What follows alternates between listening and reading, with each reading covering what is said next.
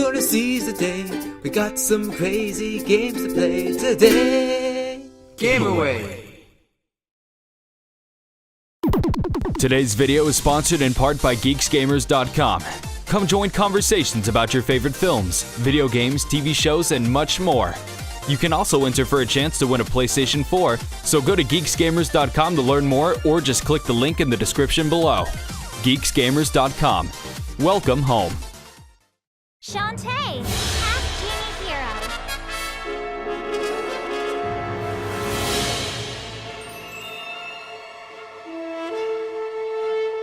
Hey gamers, Nick from Game Away here to bring you my review of Shantae Half-Genie Hero, the crowdfunded indie title by WayForward that brings what fans love about Shantae to new heights.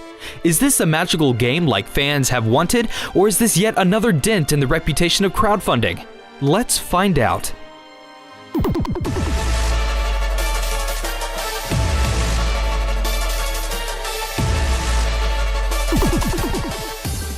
After developing DuckTales Remastered and Shantae and the Pirate's Curse, WayForward took to Kickstarter to receive support for a passion project that involved our favorite half-genie Shantae herself.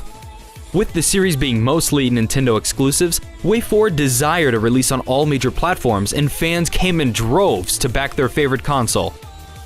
In December 2014, the crowdfunding concluded and became an astounding success, raking in a total of $947,937 from both Kickstarter and PayPal combined, with multiple stretch goals reached along the way.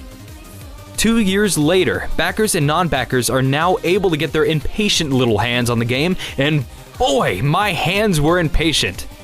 For first-time players like myself, this is going to be their first exposure to the series, but existing fans will notice change right out of the gate. Older iterations of the series relied on 2D pixel art to bring the game to life, but Half-Genie Hero uses high-resolution hand-drawn animations moving across 3D backdrops. The effect is similar to DuckTales Remaster, and combined with their distinctive art styles creates an imaginative world that's pleasing to the old eyeballs.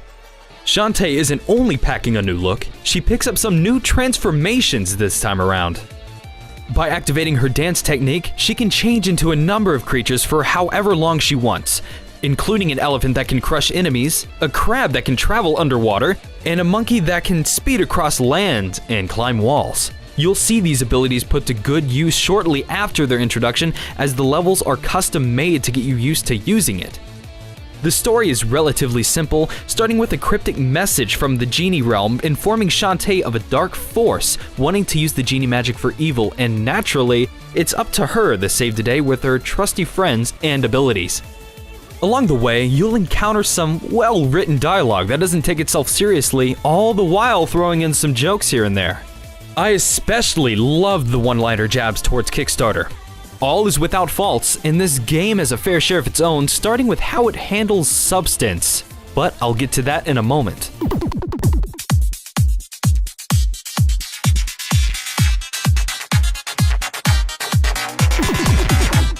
Shantae Half-Genie Hero is the first game made for the HD era, relying on hand-drawn animations instead of the usual pixel art previous Shantae games have used. When I first booted the game, the colors all popped out all over the screen, and anyone who knows me knows that a ranged, colorful palette is my weakness when it comes down to a video game. I was astounded by how well 2D characters and 3D backgrounds meshed together to form a coherent world filled with that childlike wonder that begged for me to explore. The art style reminds me of a Newgrounds animation with vector movement, but significantly more polished with its simple yet complementary aesthetic. It makes all the difference when it comes down to exploring the large, beautifully designed levels, as it really feels like this game world has come to life. I do wish there was more than 6 levels to the campaign though.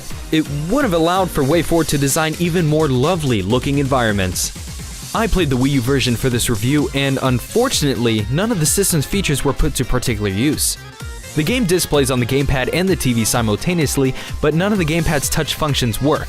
So everything must be done with the buttons. What's more, there's no way to turn off the gamepad screen, so even if you're playing with the Wii U Pro Controller, the second screen is always on. And moving on, Shantae Half-Genie Hero has a similar style to how Metroid and Castlevania function, a Metroidvania if you will.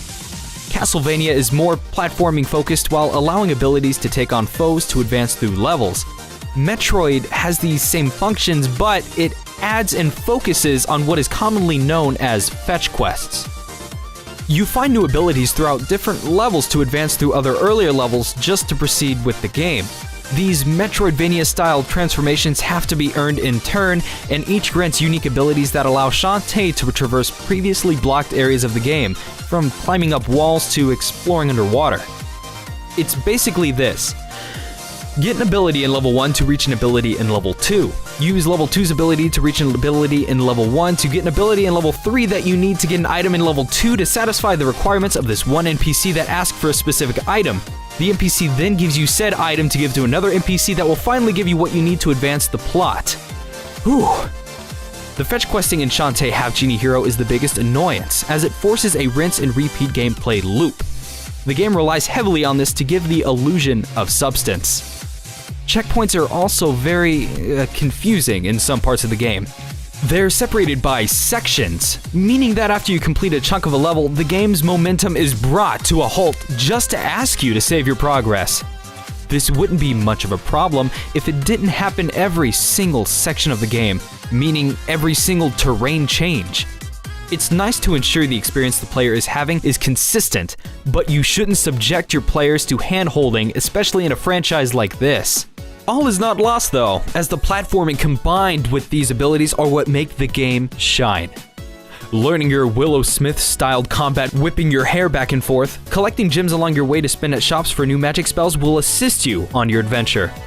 Traversing these worlds with complete control of Shantae is one of the driving forces of its success in the indie industry. However, the game world could be a bit bigger, as there are only 6 levels available within Half-Genie Hero, and can be completed within a matter of hours. But still, there are enough secrets to track down and upgrades to explore that add a little bit of replay value. It's also worth mentioning that there is going to be free DLC on the way that will include the ability to play as Shantae's antagonist, Risky Boots. At the time of my review, this option was not available, obviously, although a New Game Plus mode did open up once I completed the story mode. My playthrough took a little over 7 hours to complete, and I was able to collect 100% of the items.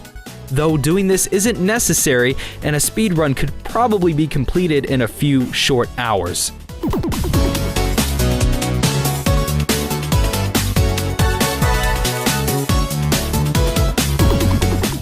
Oh my goodness! I was really surprised by the quality of the soundtrack. Jake Kaufman's score is absolutely excellent, with different instruments creating various versions of the main theme. Each stage has multiple tracks devoted to it, and these maintain a mild Middle Eastern theme. They range in tone from synth-heavy to disco, and some tracks even have fully voiced lyrics done by the voice actor for Shantae herself. The character voiceovers aren't quite as excellent as the music, however, the Kickstarter didn't reach the stretch goal to cover full voice work, so most interactions are handled through text boxes. There are times when Shantae will speak the same line that shows up on the screen though. It's usually drowned out by that wonderful, fantastic soundtrack. The age-old question. Should you play this game? Yes! Shantae the Half-Genie Hero is a charming game that, for what it's worth, is fun. There's plenty of wit, good music, and plenty of pretty models and backgrounds to look at, so it has something for everyone. The enjoyment out of this game is entirely dependent on what kind of platformer you enjoy, so maybe there is a future for crowd-funded games after all. Thank you so much for watching my review of Shantae Half-Genie Hero. If you reached this far, it probably means you liked what I had to say. Maybe you even like the content that was put out. If that's the case, support us by hitting those colorful buttons until something happens. It'll make me happy, so do it!